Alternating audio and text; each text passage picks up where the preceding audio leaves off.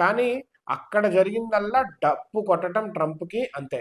కానీ మనకి అమెరికాకి డిప్లొమాటిక్ టైస్ అనేవి నడుస్తూ ఉన్నాయి ప్రస్తుతము ఈ టైంలో.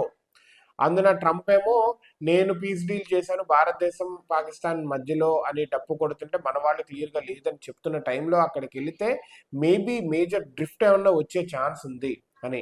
అండ్ ట్రంప్ షబా షరీఫ్ని స్టేజ్ మీదకి పిలిచారు.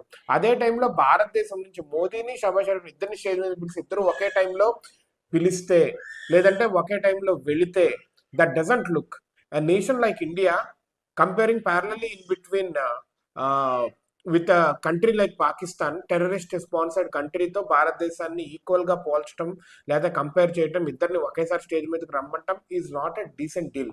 ట్రంప్ ఇలాంటి ఎదవ పనులు చాలా చేస్తూ ఉంటాడు. లో లో బాల్ గేమ్ లాగా తక్కువ చేసి మాట్లాడటము, అందరినీ లైక్ అవమానించేలా మాట్లాడటము. Trump his work is that and he will do it for sure.